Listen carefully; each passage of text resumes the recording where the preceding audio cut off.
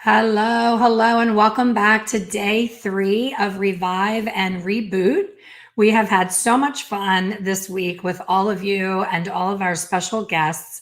I've gotten so much great feedback. I've gotten notes in my Instagram and my Facebook and my emails that everyone just feels so energized by this time together and gotten so many little nuggets just from our conversations. And I love hearing that. That's what this was all about. We talked on day 1. If you're just joining us for the first time, my name is Elaine Travis. And I put together this 3-day fun little pop up event because I feel like we're all in a super big funk right now after the year that we had in 2020 and most of 2021. And I wanted you to meet my friends in the industry that have been in the industry long enough to see the peaks and valleys, the ups and downs, and they've always pivoted and stayed, top of their game. And the vein of similarity between every one of the guests that we've had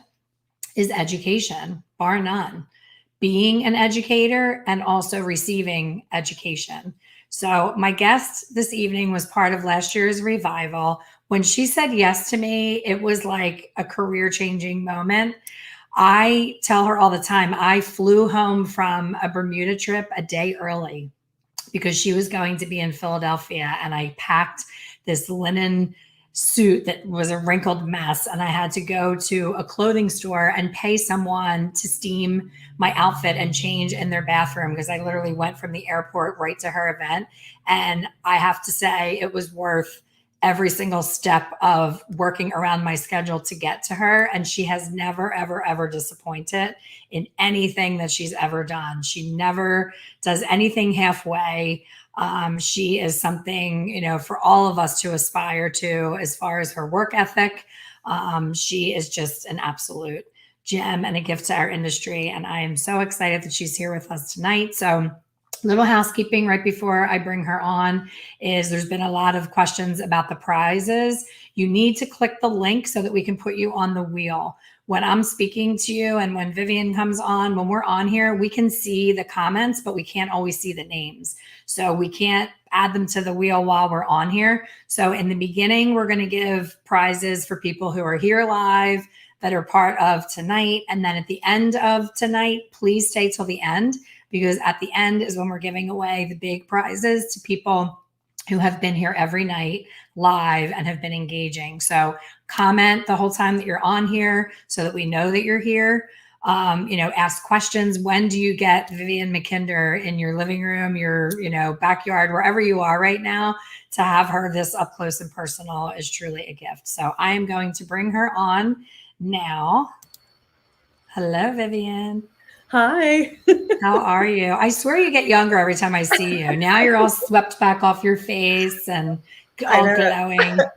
It's been I'm part of the haircut revolution. Hi guys, how many of you want to join me on the haircut revolution? Because short hair has been the most amazing fun for me. I wore my hair your length for years, and I had this thing, well, I've got red hair and I should show it off, and if it's short, then I have less red. Meanwhile, guys, I was always the kid at school that was just freaking out because I red hair, freckles, white eyelashes, insipid, being teased. And I thought, no, I've got to keep the hair longer. But this has been my best summer because now I can do my little wave. I love it. And can I just tell you, Vivienne has 0 gray. And that's the other gift of being a ginger is redheads don't go gray. They get a little dusty, but they don't really go gray. So all the torture in your early years has certainly paid off right now. So that's amazing. Yeah, but we end up being a sandy beach. That's okay, but you can throw a little demi shine on there and sparkle, and you look like $1,000,000. And I've watched you when we did our rehearsals for Revival last year. I watched you with wet hair, just totally. You're sitting there, just doing your little zhuzhing, and it becomes this masterpiece. I'm like, oh, girl, that is not even fair. Not even fair. I had a Britney Spears moment last night, getting ready to go on. My hair was just, it would not do anything because it was freshly washed. And I'm like, I get why Brittany shaved her head, because there's those moments where you're just like, where do I even begin to put this together into something that looks like a hairstyle? So I I'm know. ready for a change. Well, I was going over our recordings from last year, and I yes. wanted to remember to ask you something that stood out for me is you talked about the face shape that was in fashion. And I loved that, because last night we had Philip and Mary on, and we were saying that most stylists don't even look at the client's face. They take a photograph from the client and they build the hairstyle on the client, but they're not looking at anything but the hair. So talk about that face shape comment that you made. Well, yeah, there are definitely trends in face shape. So, for example, if you go back, actually, guys, this is so worth watching. My husband, okay, so some of you will be so young you won't even know what I'm going to say now. Groucho Marx, right? So he was the guy that was the comedian, and he had a cigar, and he had big square eyebrows, and he had these big glasses, and he had a TV show called You Bet Your Life. My husband's been watching it, so go to YouTube. And check this Homework. out, because they have all these fabulous guests who are from the 50s, and every single woman is styled to the nines, right? Styled and glamorous and cinched in little waist with the big poofy skirts, the Dior look. And they're all so done. And I'm thinking, gosh, you know, my husband said, what's happened to women? I mean, what do you mean? He said, well, women just don't dress like women anymore. And we went out for something to eat the other night, and it was near the beach, and it was like everyone looked like an unmade bed. And it's like, oh my gosh. So I'm talking about the 50s. And the reason is that when you look at the major stars, say through the 50s and the 60s, the Marilyn Monroe, she made fashionable the heart face shape. So everyone wanted their hair coiffed to look like the heart. And then you look at Audrey Hepburn. I'm telling you, iconic people. So you should be kind of Googling as we're going through here. And she had the perfect oval face. But today, when you look at J-Lo and you look at some of the trending, gorgeous women out there, they have more of a square face. So it's been trending with models to have these more square, angular faces. But the classic go-to is the oval. And guys, whenever you are stuck and you look at someone and you go, I don't know what to do on this one, she's a bit dodgy.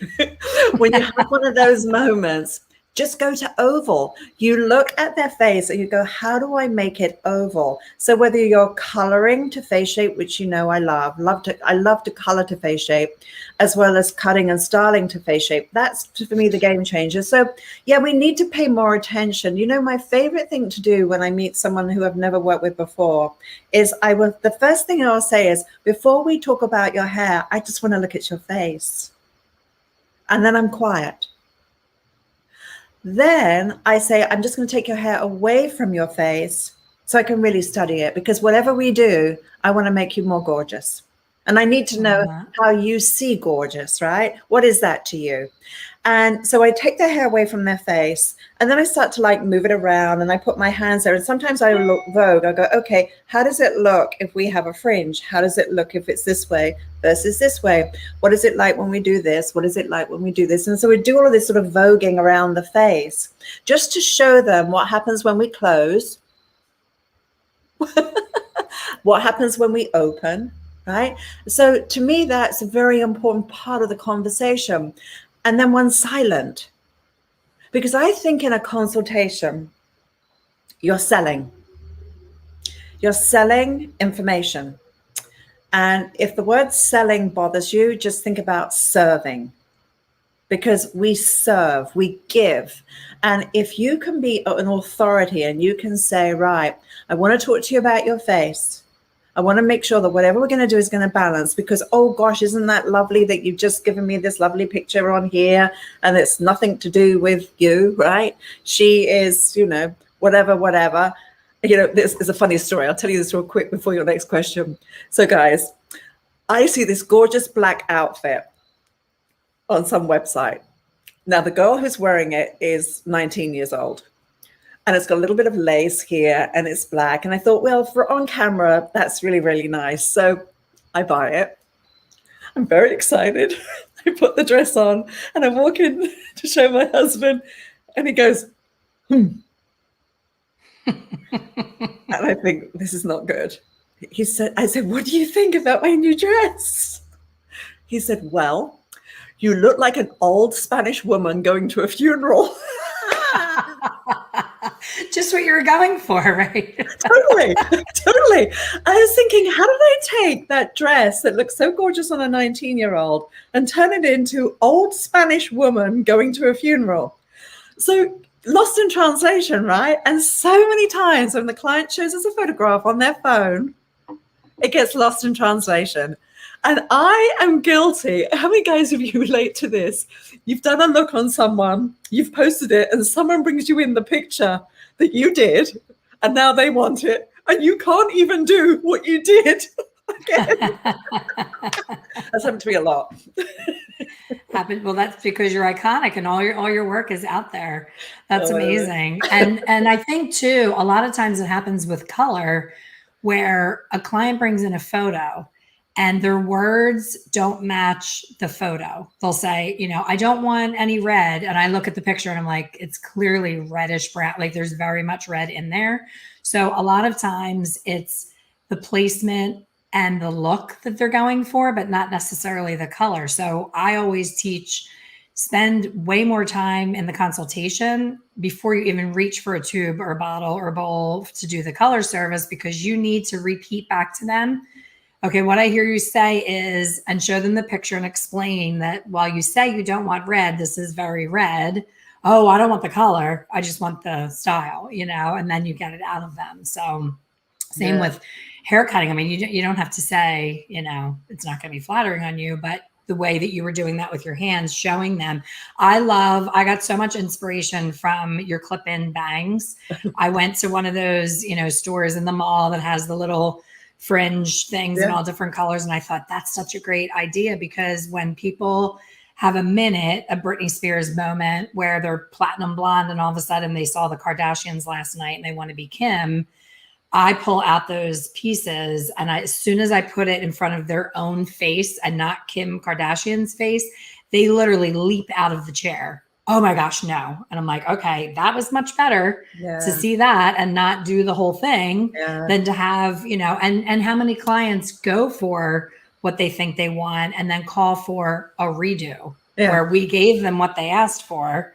We tried to talk them off the ledge. They insist it. And then they think it's a mistake and their husband didn't like it. And now we're supposed to redo it and not charge them. So there's just so much confusion. Well, okay, guys, how many of you, when you've had your own haircut and you see the color the way it is on your head in the mirror, and then when you see it on the floor, you go, ooh, like my hair on the floor looks like dirty, pinky, I don't know, like roadkill, I suppose. Yeah, but like a dead squirrel. That's kind of how my hair looks. But when it's on my head, I don't think I quite look like a dead squirrel. Although I have had a few squirrel hairstyles, but there's something different about when it's no longer attached to you and you actually pick up that hair and say, look, and you're actually holding it in your hands. So maybe what you should do, right, when the client's not sure, just go cut a piece and then say, okay, take a good hard look at this. Do you like it? Not a bad idea. I actually have taken stylists in the salon that have really long hair and are dark. And I've taken them over to the client and draped their hair over top of the client's head to show them the visual. Because when you see yourself, I loved when, with technology, we've come so far. But do you remember all the way back in the late 80s, early 90s, where you could go to a kiosk at the mall and put your face on all those different hairstyles? Yeah. I had a client that I was like begging to make a redhead. She was screaming she needed to be red and she insisted on blonde. And she was trying to meet, her future husband, and the dating scene was awful. And she was in a rut. And I was like, I promise you're going to love it. No, I'm scared. And we did that video thing. I brought that into the salon one night. She did it. She saw herself with the red. She did it. She's a redhead to this day. She met her husband within weeks of that color change. Yeah. So sometimes the thing that we're the most afraid of is the thing we've been needing all along. And it's hair color. You know what I mean? It's with cutting. Vivienne, you never want to see me with a razor in my hand. The only time I've ever lost a client immediately is when I pulled out a razor. I have no business using one. I was not properly trained. So I would just go in and just, and it would just completely collapse and be awful. But how I teach the razor is painting, and you paint. So if you think about the razor as a gentle paint stroke and soft and light, not that you're like, heavy handed. I know that I could teach you how to be like that because you can paint hair. Yeah. I think too, with the biggest mistake that I saw happen was the texture of hair that I was using it on. When I discover a new tool or a new technique, I want to try it on everyone. Yeah. And that was the bit, looking back on my career, that was always the biggest aha, is that when I came back from doing balayage with Nancy Braun 15 years ago, I wanted to paint everybody. And I had those clients that wanted to be right out of the skull blonde. That's not who was a good candidate. So I quickly learned, I thought, oh, I don't want to do this anymore. I want to go back to my foils. But really, it was because I was trying to do a one size fits all approach. And that's never usually a good idea. No. Never. So we got lots of friends here. Hi to everybody. Lisa, Sarah, Jack, Carolyn, Angela, Sonia. Claire said, love the roadkill. Yeah, Colette, Lisa, Brian. Yeah, thank you so much for being here tonight. I hope you have a nice glass of wine. Ashley, what did Ashley do? They stole how much from her account? Oh my goodness. Something challenges happened there. Oh. So tonight's a night to forget about that and think of all the positives. Yes. So Vivienne, I have not had the pleasure of seeing you or speaking with you since our wonderful revival. Right after revival, we chatted a little bit, but what have you been up to since then until now that has kept you in the groove, feeling motivated and not falling into is this ever going to end mode that some of us have been feeling? Yeah, well, I think we all have those moments, don't we? One of the most powerful things is to realize that you cannot be happy and sad in the same moment. You're either happy or you're sad. And I've consciously say to myself, choose happiness right now. And I can't control the external situations that are going on. I can't control when it's raining. I can't control so much out there, but I can control the choice I make about I want to be happy or I think I'll be sad. And I think that this last 18 months has been such a profound experience for the world. And we've had to really look at what's important in our lives and what to worry about and what just to let go of. Do you not find that? And Absolutely. so for me, this last year, I've been really intense on reinventing myself. Because I used to travel a lot doing photo shoots, live events, and all of that came to a halt. I just put more energy into my online business, and it's now celebrating its 18th year. So for me, it's been always a journey of reinvention. As technology shifts and changes, it's always important to be relevant. And so I've been putting a lot into that. In actual fact, in a couple of weeks, we launch our first live training, which is it's a year's program for new hire. And it's going to be a journey where every week we do a live, and I get to see people working as I watch them work on the screen.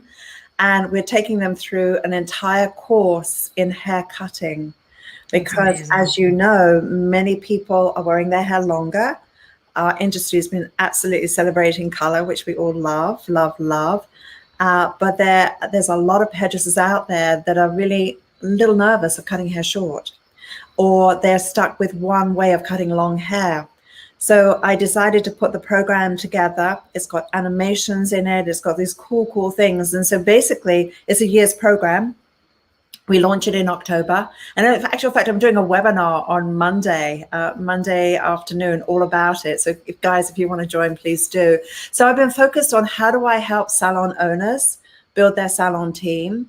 For the independent stylists who are out there, I salute every single one of you. I'd love to know in the chat how many of you are independents, how many of you are salon owners.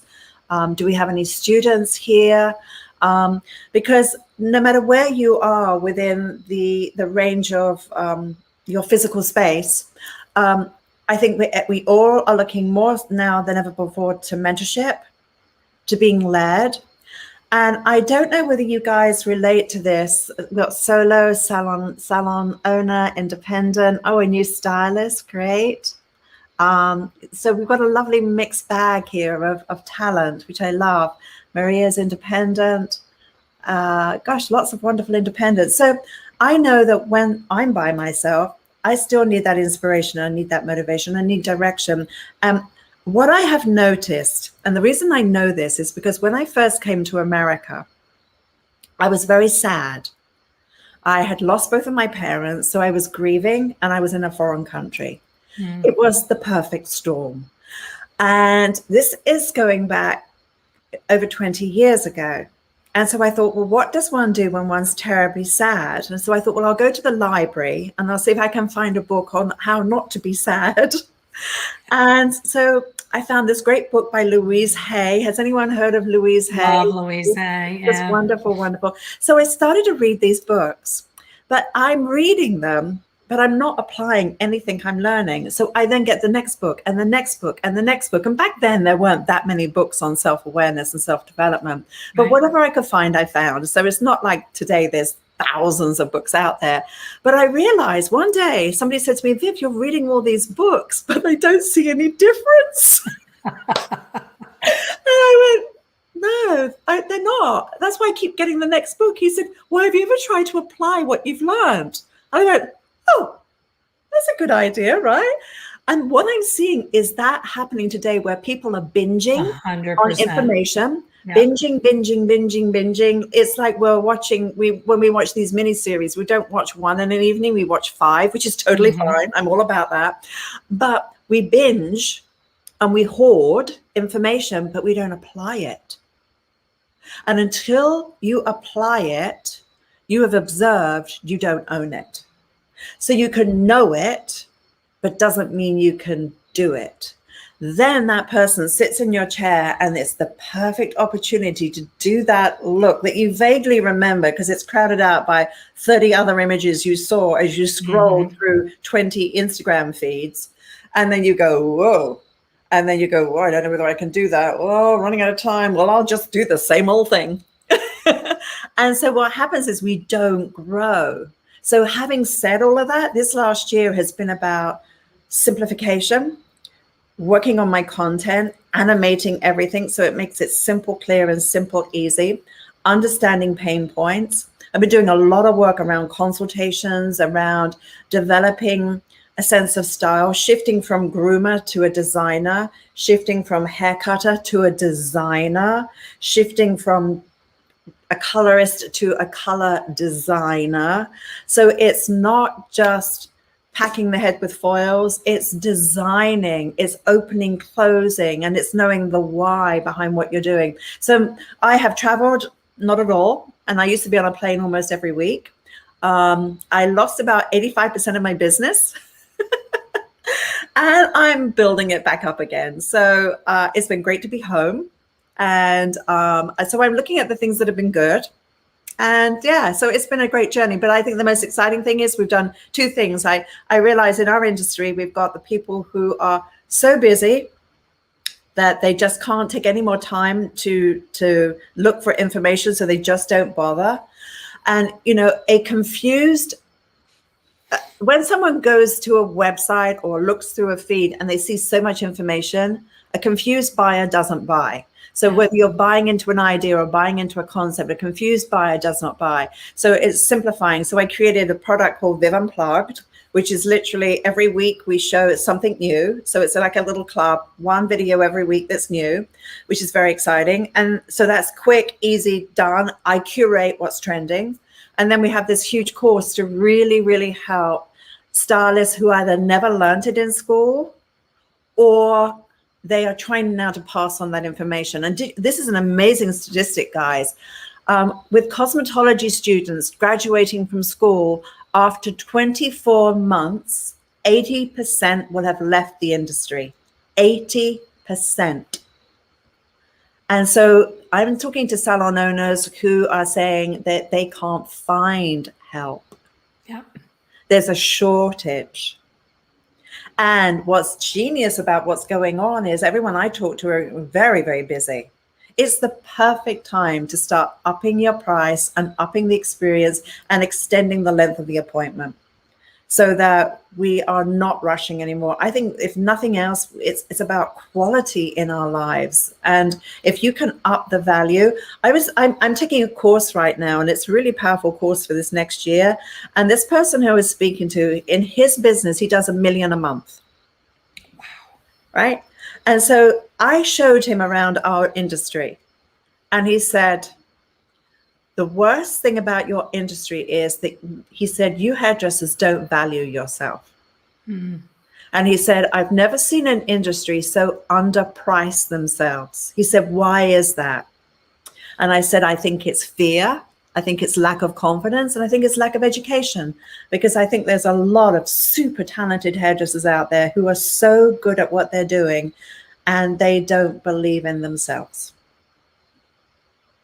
Do you relate to this, guys? Oh, I'm looking at the yeah, everybody said I agree. Pamela, she's right about that. Whoa. And then people are saying they would like more information. If I could have had a 1-year mentorship with Vivienne when I was starting out, I may not have been a color specialist. I may have stayed doing everything. I could not wait to move on from cutting and become a colorist, because I just never was as confident with my cutting. Really, I shouldn't say cutting. I can give a really good haircut. It's the styling. And that's why I always looked up to you with your styling expert. Like, to watch you on stage and what you can do to someone's hair was just breathtaking and unbelievable. And especially your Naha work, I just can't even wrap my brain around even coming up with the concepts. That you're a true artist. And I think what happens is, we go to school, we do the minimum amount of time, we get out, we're anxious to get behind the chair. And now people are trying to skip over any mentorship or apprenticeship or any kind of learning time right out of school and going right into a suite and going in alone. And I'm like, oh, I can't even imagine if I had done that, all the things that I learned working under and beside someone and having that hand holding for at least a year out of school. And then most states, first of all, states are starting to do away with you even needing a license. That's a whole other conversation. But the ones that do still have licensing, most of them don't have mandatory CEUs. So I know hairdressers who haven't stepped in foot in a class since the day they were licensed. They took their test and that was it. So I can't imagine how much Groundhog Day they're living with that same haircut that they've been doing over and over and over again. Yeah. But it happens. And that's why the burnout rate. Yeah. Well, I don't think anyone came into this industry to be a robot. Right. And I think that I have in my presentation the 9 points that salon owners complain about the most that are crippling our industry. And each of them can be taught. There is a solution to all of the 9 pain points, which is huge. And so, education's power, and I salute you, Elaine, for all that you're doing with your work, because you're constantly giving great information. You're hosting this wonderful event. You've got incredibly talented people who are coming on board. You've gathered together some lovely people tonight, Kerry and Stephanie and Laurie and Laura and Kristen. My eyesight's still pretty good. You do have good eyes. I'm a little jealous right now. Are you contacts or are you LASIK? That's not fair. I have to wear my big goofy glasses. So my husband has a joke about the eye exam, and he went to the place where you get your driving license. Was it DMV? Is it DMV? Mm-hmm. Yeah. DMV. Yeah. Okay. So he went there and he said, "Can I take a photograph of your eye chart?" Because he has this joke, right? And so they said, "No, you can't." So he said, "Okay." He said, "Well, let me tell you the joke, and then maybe you'll let me take a photograph of it." He said, so this guy goes to the ophthalmologist, and the guy says, "Well, can you read the top line?" He goes, "Yeah." "Can you read the second line?" "Yeah." "What about the third line?" He says, "Yeah." He said, "What about the fourth line, which is small?" He says, "Not only can I read it, I know that person." And he said, "And he's Polish." in the Polish and the Russian languages, they have these wonderful names that have every letter in the alphabet, right? So he says, Oh I my know this God. person. So the person at the driving place was laughing so hard because she was Polish, right? And her name was, I don't know, Slovenia, something or other. And so she's laughing. So she says, go on, quickly, you can take a picture of You it. can take your picture. Yeah, they don't laugh at the DMV. So if he made them laugh, he's pretty good. Yeah. So we stole Vivienne from him tonight. This is date night, and she agreed to come on tonight and is giving up her date night. So Yeah, he's in the bedroom right now. He's waiting for you. He's got his smoking jacket on, right? He's like laying there waiting for you. He's watching Groucho Marx. That's so funny. So I love that you're doing that with the mentorship, because that has been eating at me for the last year. I keep trying to figure out how to get in touch with that brand new, I call them the newborn deer. I just picture them wobbling out of school with their little shaky legs. And it's so overwhelming, all of the things that they truly still need to learn how to do to be confident, especially in a consultation. I wish that people spent more time going to classes on the business of what we do, on the numbers, understanding the financials of what we do. Whether you are an owner or an employee, you still have a business in that little 2x2 space. Yes. And so many people, like you said, are binging on balayage and, root melts and, long hair with beach waves. And then when it comes to pricing, they're just pulling a price out of nowhere and just making it up as they go along. Or they're doing the 1980s, calling around to different salons saying, what do you charge? And either matching or going a little bit below what those people are charging. So it's really, and then there's extremes now. I don't know, Vivienne, if you've noticed, it's like, some people are going to like 1,200 for a highlight, and there's still people at 70. So it's like so extreme. Yes. And then those people are burning through, you may be able to charge somebody 1,200 a couple times, but how can someone keep up with that unless they're very wealthy? And then they stretch appointments, and then it's becoming, remember in the 70s when nobody could make any money cutting hair because everybody was Jan and Marsha Brady with the long one length hair and they weren't cutting it. Yes. Yeah. So it's, that's kind of what's going on. But at the end of the day, people buy into value. So for example, if you were to tell, if I was a vegan and you were to tell me about going to this restaurant and recommending this restaurant that has the most amazing steaks, and you're raving about this incredible steakhouse, it's going completely over my head. I'm a vegan. It's no interest. I've switched off. It has no value to me. You're not even connecting on me. And you're raving and raving about this steakhouse. But if you said to me, you know what? I know you're a vegan and I've got this amazing recipe for a plant-based protein that is so delicious and so nutritious and so on and so on. All of a sudden, I'm like, really? All of a sudden, that has value, where the previous conversation had no value. So it's always about meeting the client in the landscape where they live and speaking the language that they understand. And even tonality. When you have somebody who's high energy, if you match their energy, you connect.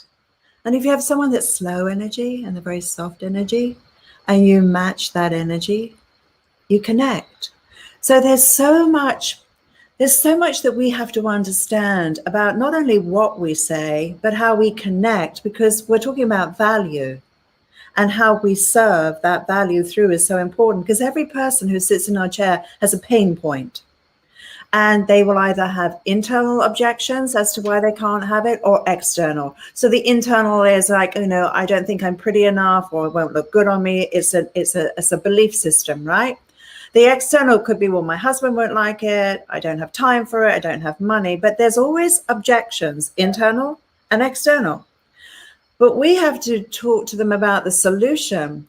And when the solution outweighs the problem, and we can guide them there, and we can do it in a really effective way, there is huge value. You shouldn't be talking about money. Money is the very last piece of the conversation. You want to be able to describe the service, make it as interesting and as vibrant as possible in your description, and be able to deliver on what you're saying. But price is the very, very last thing. And when you say the price, You say the price and you shut up. Confidently, yes. You go silent. You don't go, oh, well, the price is this. And by the way, you know, it will last you a long time. And no, you tell them the price and you shut up. Let them process it. Say it with confidence. There is so much power in silence. And when she won't shut up, just put gaffer tape there. No, I used to be driven crazy by the ones that are the head movers that are so dramatic with moving the head the entire time. It's like, just, I know you're excited. Keep your head still. Yes, it takes all types in our industry, but that's what makes it so great. I can't imagine doing anything else. I cannot imagine being in a 9-to-5 office where you go in and all the same people are there every day and you do the same thing day in, day out. Every single, hour in the salon is a new face, a new technique, a new something, a new story, visiting with them and hearing about their lives. And, one of the most important things with consultation is listening. To your point about being silent, I think sometimes, especially the newer stylists, when I watch them do a consultation, there's so many nerves that they're talking through the client and they're not hearing the clues. I say, listen for clues, listen for them to say too light, too dark, too fine, too curly, too frizzy, listen for those things because they would not be in your chair if they were thrilled with the person who did it before. That's so right. You need to assume you're not just doing the same thing that they came in with. Yeah. Yeah. Well, that's why I have a great consultation, which obviously when I do my presentation, I'll dive into that. Because I let the consultation do the work for me. I need to make what I do as easy as possible. And I need for it to be repeatable. Because if I can't scale it and repeat it, then I'm not going to be true to it. So the consultation will get whittled down to how do you feel about your hair today? Or how much you want cut off? And to me, shape is not about inches. An image is about a look. It's a character. It's a style, and getting the right look where it just is just right. And you walk into a room and you make heads turn in the right way versus like, ooh, what just walked into the room? You know what I mean? So I think there's an art to it, and I've studied it for so long, and I was fortunate enough in my career to work with some of the most famous, amazing hairdressers in the world. And I got to watch them when they created, like Annie Humphreys created flying colors, created when she first did slices as opposed to, highlights, the first slicing methods that they did, and on all the different techniques that they did. I got to see it like the first time. And when I used to watch these incredible people doing this amazing work, I would think, how did they go from this to this? And I would watch the whole journey and I would look and I think, well, if I was going to do that model or that client right now, I would do XYZ. But they've gone ABC. They've gone somewhere completely different. And so I used to think, how did they come up with that idea? How do they know it's going to work? How come this client's now just like so in love with them and just like kissy, kissy, cuddle, cuddle? And I was thinking, oh my gosh, what if they don't like it? What if they don't like it? What if they don't like it? Well, I'll just do what they want as opposed to doing what's right. And there's such a difference in doing what's right. And I don't believe in giving people too many choices because too many choices overwhelm. So, 3 is the maximum I do. So I may give them one close to where they are. It's a nudge. Then the next one is a big push. And then the next one is, wow, it's a big difference. And I will always say, we can do a soft change and we can do something more radical. What I would recommend, wherever that is, I will say what I feel is the strongest. And I listen to my gut because there's an intelligence, which is proven scientifically, that lies in your gut and lies in your heart, that body intelligence that has nothing to do with the headspace, nothing to do with this, like what's going on in here, like, oh, well, maybe yes, no, all the doubts, all the insecurities, the ego, all that blah, blah nonsense, right, that lives up here. When you listen to that intuitive self that just says, I know that's the right look. Or I think it's a great look, but not today. I've told people of a great look and said to them, I love this idea, but not today. I don't think you're ready. But ultimately, the very best thing you could wear will be this. And I plant a seed. And I say, what I want you to do is just start paying attention to those kind of looks. So, guys, how many of you have bought a new car, right? And then all of a sudden you're driving down the road and you see that there's like so many poor people that have exactly the same car as you, or you're pregnant. And all of a sudden you seem to just see loads of women who are pregnant. All of a sudden there's awareness of where you are. You start to see it out there in the universe, right? So when you plant a seed to a client and you're saying, well, let's tone this down or let's do whatever. And I just want you to start looking in Pinterest or wherever. And the next time you come back, I want you to do a little bit of homework. You know, I want you to put some skin in the game, right? And then they come back, it's like, oh my gosh, since you said that, I can't believe that, right? That's pretty cool. I've had so many brides grow their hair out for a year and a half prior to their wedding. They needed long hair for whatever reason. And they get it done. And then they call from the airport when they get home from the honeymoon and say, when can you get me in? I'm chopping it off. I'm done. And I'm like, what is behind the psychology of that? You know what I mean? And of course I would say, that is like false advertisement. Your husband married you with one hair and now you're doing a whole different thing. Like, why are you bait and switching like that? But it's such an emotional time for women. You know, they talk about Bridezilla, and I think when I was pregnant with Bryn's on here now, when I was pregnant with Bryn, I kept wanting to try strawberry blonde. And I was like, I want to try it. And we did a class, and I was a model for the class. And it was supposed to be strawberry, and it was not. It was like almost black. It was so bad. And I went from lighter than this to really, really dark, and was very, very pregnant. And I was just like, it's such an emotional decision. You know, I said to the girls that worked with me in the salon at the time, I said, I know I'm going to be hormonal, and I know I'm going to beg you to cut my hair. Whatever I say, no matter what I do not cut my hair. And they cut it, and he screwed up the color. So sometimes, you know, what's going on in your life comes through to your decisions on your hair. And sometimes I believe that it's our job to know the difference. We get to know our clients enough that we know when they're having a Britney moment and it's temporary. And if we act on it, they're only going to be mad at us. Like it was our idea, even though they asked for it.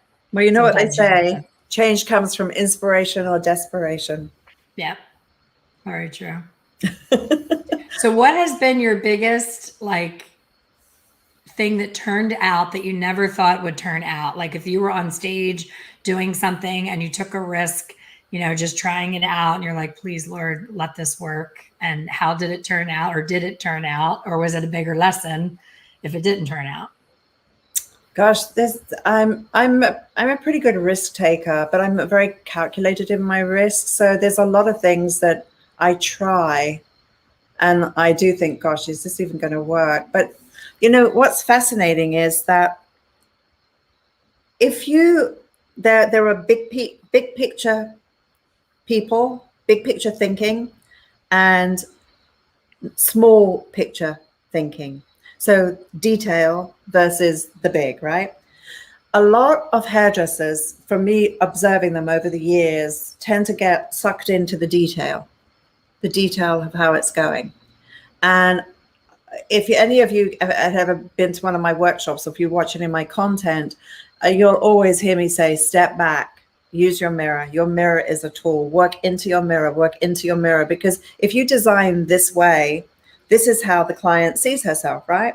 She's not seeing from above, which is where you are. She's seeing this way. So I always say that when I'm designing and big picture detail every step of the way. So as soon as I start to see the flashing of this is not working, a hot disaster, I can look in the mirror and go, is this the birth of a new idea? Do I go with it? Or do I start now pedaling back and start to go in a different direction? Or the hair is doing something completely different to what I anticipated. So I would say today I have less surprises because I I've evaluated the hair. I've evaluated the personality, the lifestyle. I know how quiet or loud I'm making the look. I know how feminine or boyish or edgy I'm making the look. So I get a clear picture of the whole story. So when I go in and I design and I'm doing detailed big picture, I'm always doing a check to say, okay, is this still on track? Is this still on track? And when it goes wrong, which it does, I go, okay, what brought me here is not going to get me out of here. So I have to think differently. I have to shift my mindset. And I have to go, right, that did not work. So you better quickly do that. For example, actually, I've got it here. Let's show it to you. Oh, you see that without the... Tell it down a little bit. Okay. Right, you see that? Mm-hmm. So the first time I did this, I did hot roller set. I thought, what's the big deal? Throw it in hot rollers, get this lovely, sexy, big wave. That's what I wanted, that nice, sexy wave. Wasted 20 minutes. Now, I'm the person that tells people, do a strand test with the tool and with product and the nape of the neck, so you don't waste time trying to go for this and it not working. So I thought, no, her hair's thick, it's strong, it's going to do it. So I did the whole thing, brush it out, and it just goes, bleh. There isn't a wave anywhere here to be seen. And her hair, by the way, was this long. It was very long.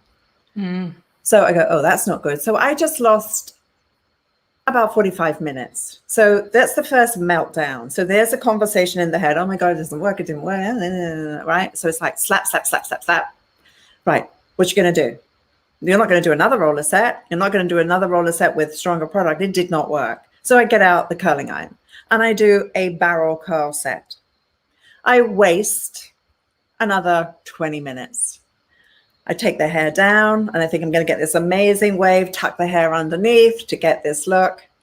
What I got was a very limp movement and curl on the ends, like curl, curl, curl. It's like, I don't want curly ends. Although I think that'll be a nice new trend, curly ends as opposed to straight ends. Did not work. So my meltdown and my conversation with myself just went up a notch.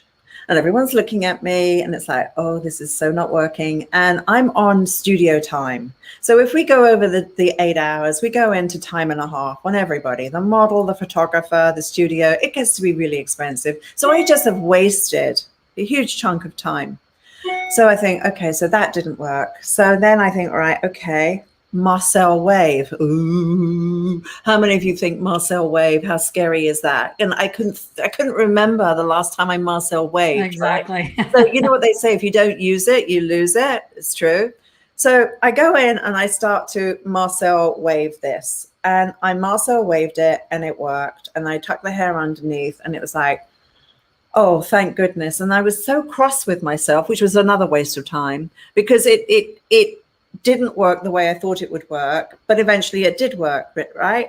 And so this got nominated for the Masters category for NAHA, and it's done very well as a collection. So the learn there was mindset. What's my mindset? What took me there is not going to get me out of it, and how to be calm about it. And the thing is, I can't get that time back. That's the worry. You can't get the time back. And the truth is that money comes and goes in our life, but the time doesn't. And how you manage your time when you're being creative and so on is huge. And I would say I know that there are some people here that are young to the industry. I don't care where you're at the industry. For me, I still worry. I still get anxious. I still question what I'm doing. I can still be insecure. It's still not good enough.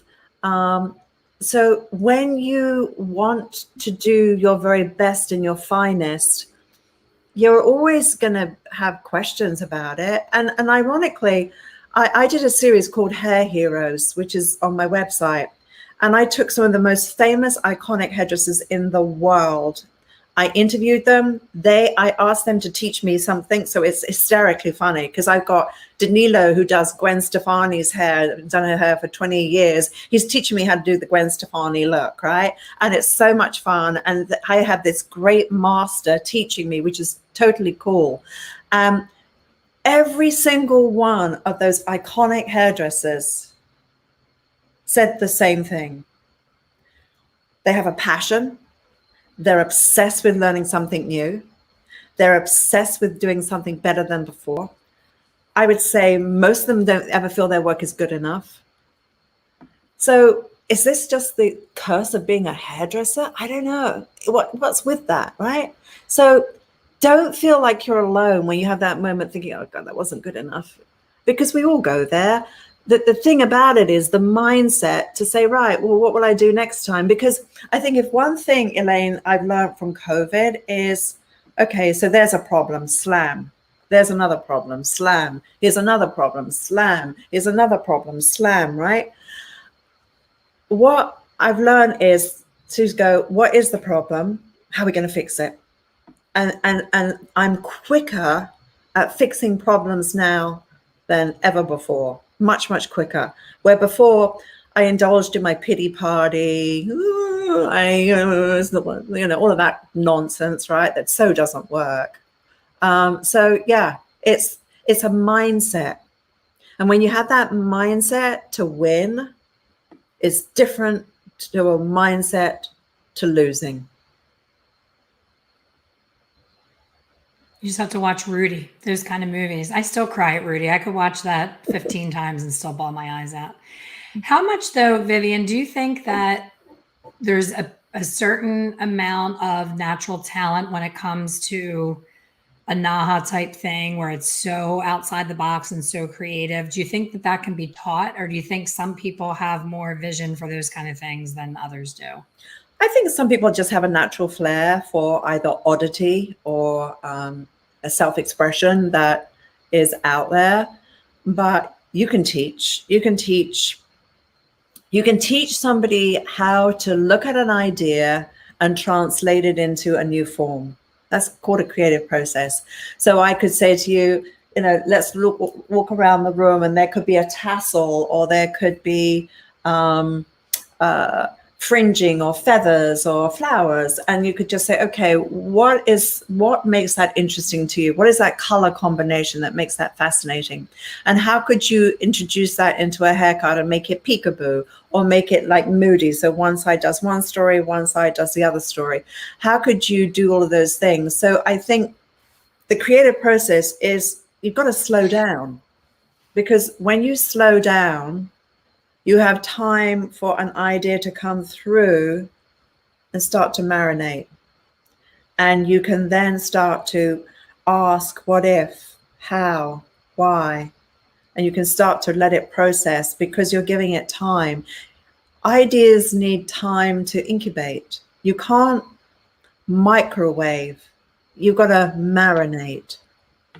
And you've got to play, you've got to experiment. And I think one of the dangers today is when you see so much work out there, and you see some very fine, amazing work out there. And I know a lot of the guys that do the extraordinary work, and you see the end result, but what you don't see is the struggle and the journey to get there.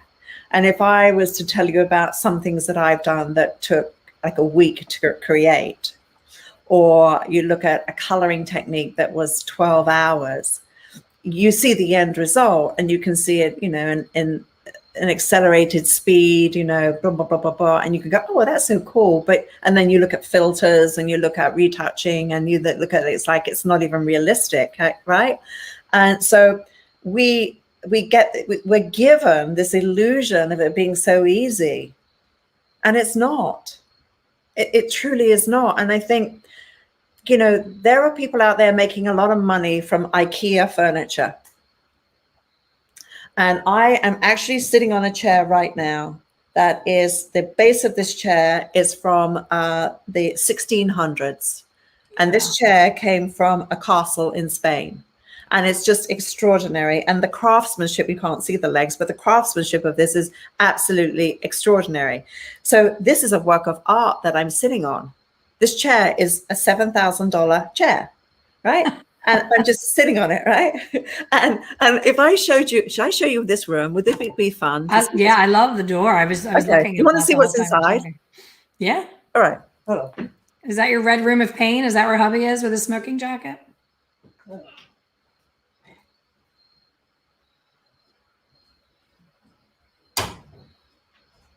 don't know if you can see it. Can you see it? Oh, hold on. I don't know why I'm showing you a bedroom, but I am. I'm showing you a bedroom. Now, where are you? Are you in New York? Yeah, I'm in my home in the Hamptons. You see that? Nice. You see that Beautiful. bed? Yes. That bed. I'm not saying this to impress you, but it's a treasure. I didn't know it was a treasure until I found out it was a treasure, but that is a Biedermeier bed. So it's from the period of Napoleon, and it's French, and it's a $25,000 bed. It's a beautiful bed, right? It's just a work of art. So they don't make anything like that anymore. That's a treasure in there. And you can only have short people lay in it because day beds were little. Oh, true. Yeah, everybody was little back then. When I've had guests come here, I look at them, I go, you're not going to fit in that bed. You're not going to fit in that room. They're not allowed in that room. But the point is, I value that because of its history and its story and so on, where to me, I appreciate the craftsmanship, and they're treasures. They're absolute treasures, where somebody else is just fine with something, pressed wood, IKEA, it lasts 2 years. This is 200 years old, right? And so when you think about treasures that withstand the passage of time, you have to say to yourself as a hairdresser, do I want my work? Do I want to do quality versus quantity?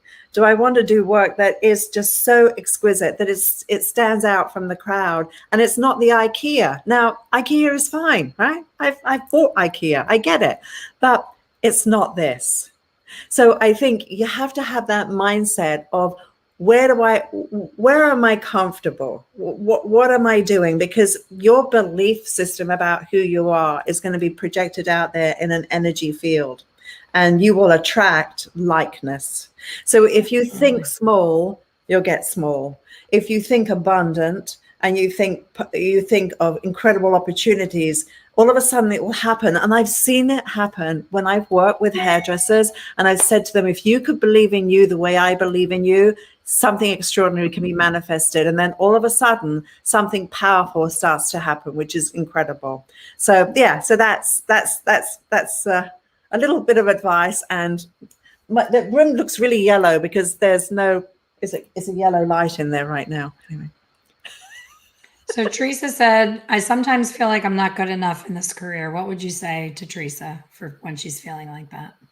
I relate to that. And I feel that you've got to take a hard look at your skill set and look at what can you elevate, because what you desire and what you believe can be very different. And you'll always get what you believe, not what you desire. So we have to shift the belief system. And we have to also say, okay, where are the blocks? How can you feel better in what you're doing? And it can sometimes just be by going through the whole consultation process of just elevating that experience and having something that's more meaningful in that regard. And that's why when I'm training people, I have a course which is called Who is Sitting in Your Chair? And the whole aspect of that is developing your sense of style, becoming an image expert. And I have had people that haven't changed anything technically.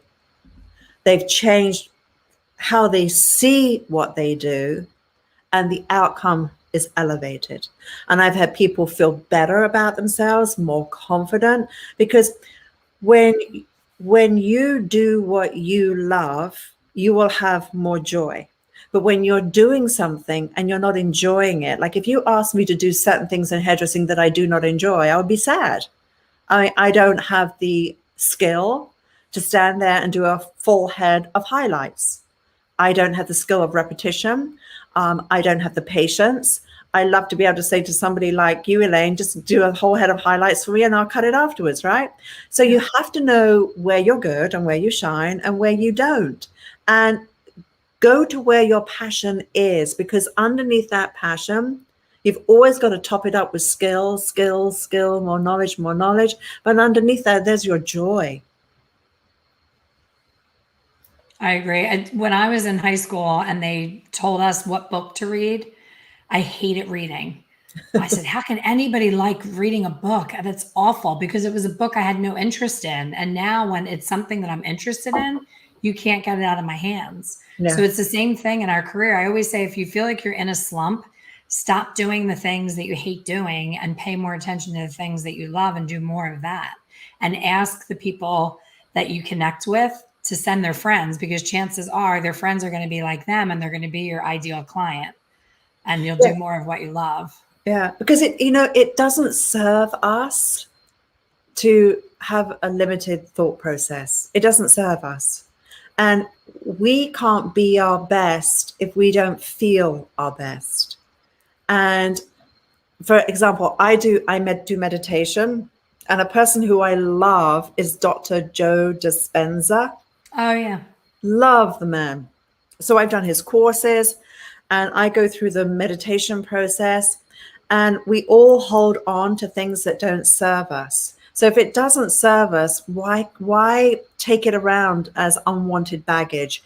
And there are just so many excellent techniques out there right now that you can actually be free from it. So I think that that's really amazing. Oh, you're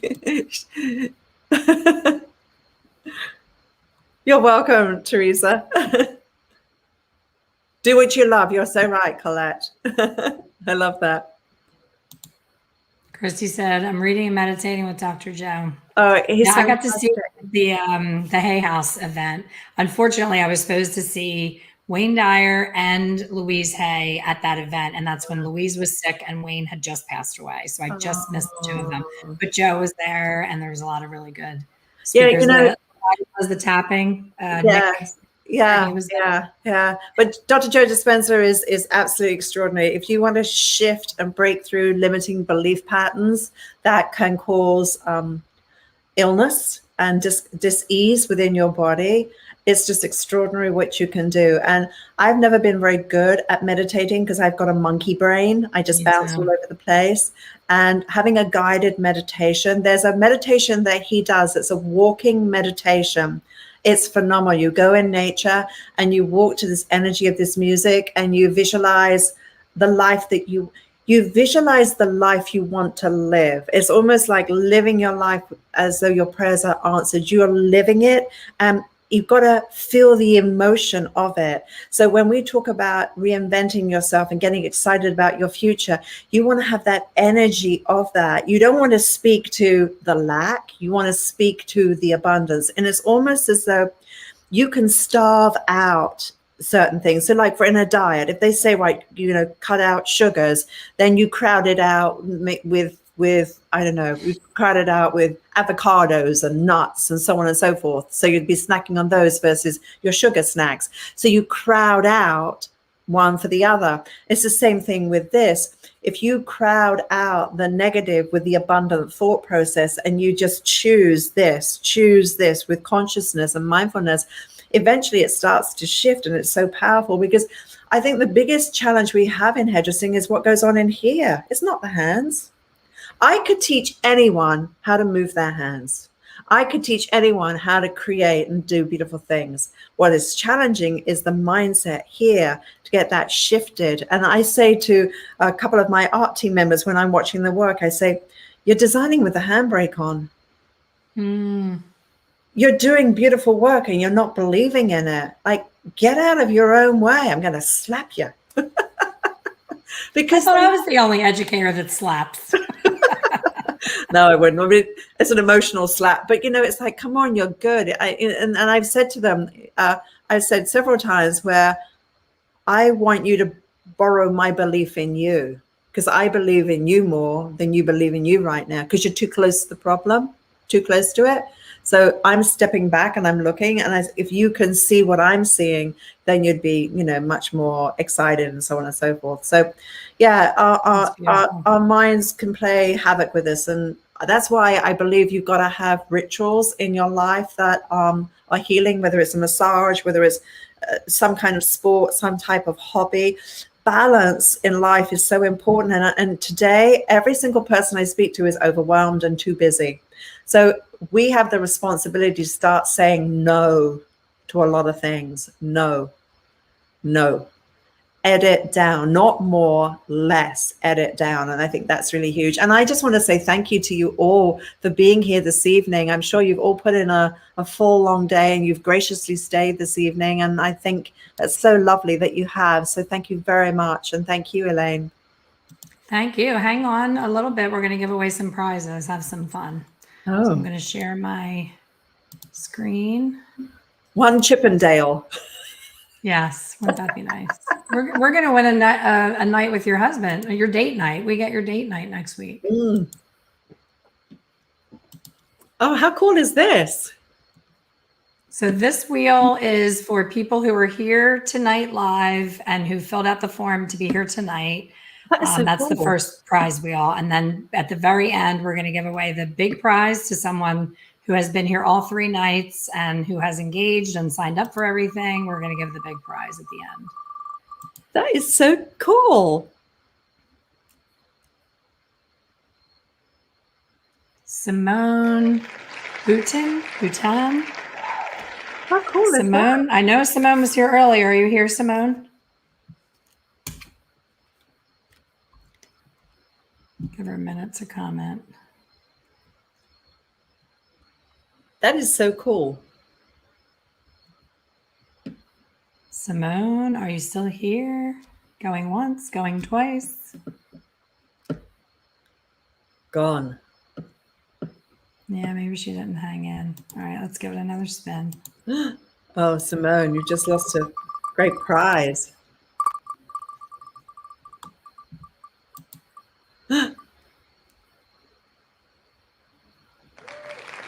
Carolyn, I didn't see her on here earlier, but she might have jumped on. She's from Hawaii, so she has a different time zone. What a beautiful name. Carolyn, are you here, girlfriend? This is going to be one of those nights, huh? Wait, where did I just see? Oh, Simone is here. Okay, good. So Simone, type in if you want, because you may have some of these things. Do you want the Fearless Formulation Level Finder or the Hairstylist Inspiration Deck? You can type into the comments and I will put that aside for you. All right, let's give it another spin. I'm glad you're here, Simone. I hate not giving people prizes. So can I give everybody a prize? Sure.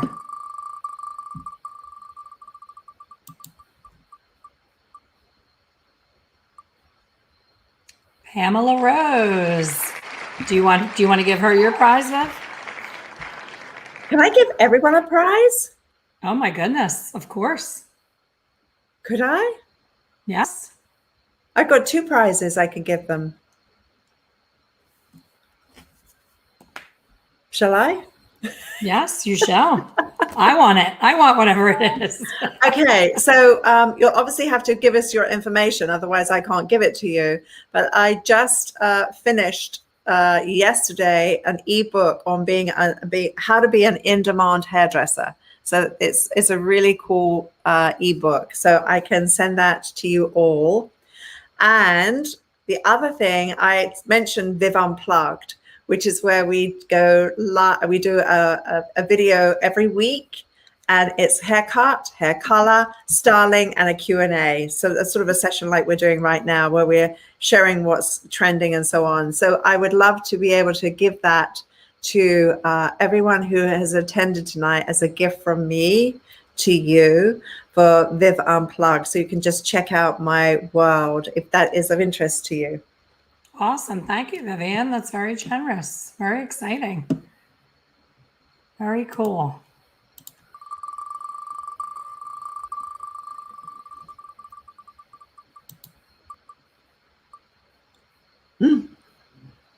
Anne Schmitz. Is Anne here tonight? I like the applause. Can you hear the applause? Yeah, no, it's so cute. That's so fun. Bryn's saying Vivienne to email her so that she can send it out to everybody because she has a list of everybody that was here to make it easy on you. Okay. Yeah. Yeah, people are asking, how can we get our information to you? So we'll make sure that, and I'll hold on to this last night so we can see people's comments and get all their names Yes. that way too. It's a little more labor intensive, but hairdressers, Vivienne, are not good at following instructions. We told everybody to fill out a Google form, and not all hairdressers follow instructions. That's why we're artistic creatures. Yeah, I like know. to play by our own rules. Google Forms are a nightmare sometimes. Tammy has been here every night. I hope she's here tonight. Tammy, are you here? I have to write these down because I always get talking and forget. Tammy.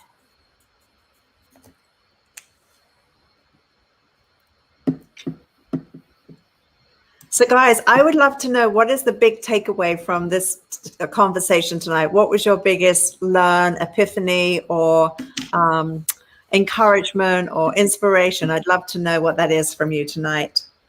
Get typing.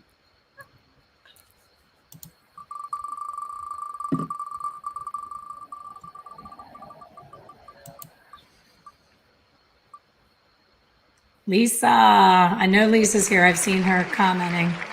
Congratulations, Lisa. And Lisa, I feel like you have every one of the prizes. So I think maybe this Shades of Cute cheat sheet that's been laminated, I think you don't have one of these yet. If you do, let me know and I can pull another prize for you. Lisa's in my Hair Color Secrets Insiders, and she's a very active member and has a lot of my toys. So at the end here, now that Vivienne has been so generous and given everybody a fun prize, we're going to give the grand prize of the entire 3 days. Okay, here it is. I was going to say, Bryn, do you have it? But it's here. So Bryn went through and pulled all the names of the people that were here every night and filled out the form that they needed to fill out. So for this last prize, we're giving away a VIP ticket to Revival. So you're going to get, the experiential library with all the VIP bonuses. You're going to get the cocktail party. You're going to get replays for a year, up close and personal time with our artists at the cocktail party. So this is exciting. So everybody manifest. Everybody call up Joe Dispenza and learn how to manifest the. Is that not showing on my thing? Did I get kicked off of the screen share? Hold on.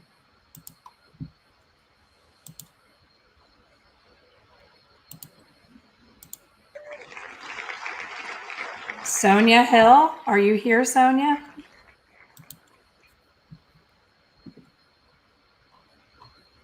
I'm going to give it extra time because that's a really big prize and I don't want her to miss it if she's here. Yeah.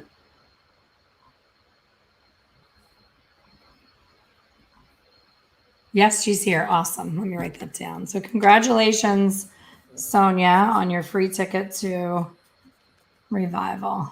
Sonia Hill. So we have wonderful Vivienne coming back to Revival. She was amazing last year. A lot of people that are on here tonight, Vivienne, were with us for Revival. So they know what a great experience that was. Let me get rid of all this. And we have, obviously Philip and Mary Wilson that were with us, Christina Russell.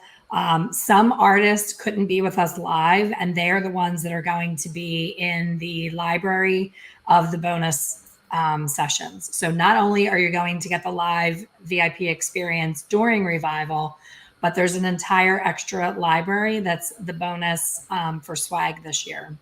So you're going to get so much education. It's going to be almost overwhelming. But what I love about what Vivienne did with us and all the other educators is Vivienne talked about it earlier tonight, that sometimes there's so much smoke and mirrors in education. I can't tell you how many classes I've been to where they run out of time and you never see the after. you see what they're doing and it looks so cool. And I remember being at shows and chasing the model down the hallway trying to see the after, because you really want to see the whole entire thing. And that's why when we didn't have room for all the educators, we said, we don't want to say no to you. We want you to be part of it, but we want to add you to the library, because for the live event, we want you to have one person to watch at a time. A lot of virtual shows, have 50 presenters over 2 days. So you're getting 8 minutes of this and 5 minutes of this and 10 minutes of that. Vivienne did, how many looks did you do? You did like 3 doll heads because we were in the middle of COVID. You did a lot. I mean, it was a really robust training. And the people, I still have people like Misty's on here. She's like, I still go back and watch those videos and I still do the technique. So it was elevated. It was amazing content, but it wasn't anything that people see all the time, but it wasn't outside the norm where they couldn't use it. So it was very, to your point about the sweeping, you make razor cutting look so effortless and amazing. So one of these days I'll have a class with you and I will tackle my razor fears. But thank you everyone for being here, especially the ones that have showed up live every night. It's Friday night. So we stole Viv from her husband from date night. We've stolen you from your significant others, your kids, your pets, your whoever you normally spend your Friday night with. So it's amazing what we can do together as a community. And we are all looking so forward to Revival. So if you're on here tonight and you didn't get your ticket yet, please use, Bryn will put Vivienne's affiliate link up. So support Vivienne in this Revival show and, just show her how much you love all that she has to offer, because tonight was nothing. I mean, tonight was, she's amazing, but to see her actually work is next level. So if you haven't ever seen Vivienne, then you need to see her. And we do it live. It's not pre-recorded. Everything is live. So, we touch wood. We didn't have any glitches last year. We're hoping to pray to the internet gods that everything goes well. But I hope that all of you feel a little bit more energized and just excited to see what's next. We can't stay in this place that we're in forever, and we're all going to get to hug each other eventually, and we're going to be able to do things in person again. So keep hanging in there, keep thinking good thoughts, raise those prices. If you haven't raised them in a while, it's the perfect time to do it. Mm-hmm. And please join us for Revival. And Vivienne, please thank your husband for giving us this time with you tonight. It's always a pleasure. Thank you. It's a pleasure. And guys, just share this information about Revival with everyone that you know, so that we can elevate everybody. That's what it's about, elevating everybody. And again, Elaine, thank you so much for allowing me to be part of your world. Congratulations to you and your beautiful daughter for what you do. And guys, thank you so much for spending the evening with us. I look forward to showing you some really fun things that I know you can use. And if you do have time to check out what I'm doing on Monday afternoon, do you have a link for that, Vivienne, that I can type in? Is it an easy link, or does it need to be like a copy and paste? Yeah. I think probably the best thing would be just to send us an email to education@mackinder.com. And then we can send you a link, because you have to register. And I can't give you that registration information right now. Awesome. Yeah, as long as they have a way to get in touch with you. And then Bryn will make sure that they get the prizes that you told them about. So you and Bryn can connect after this and get those details. Yes, absolutely. Well, thank you so much. Thank you, everyone, so much for your time. This was so much fun. It definitely cheered me up this week. I was happy to spend time with all of you and with these wonderful guests. So it's been a pleasure, and we will see you all at Revival. Have a great night and a great weekend. Good night.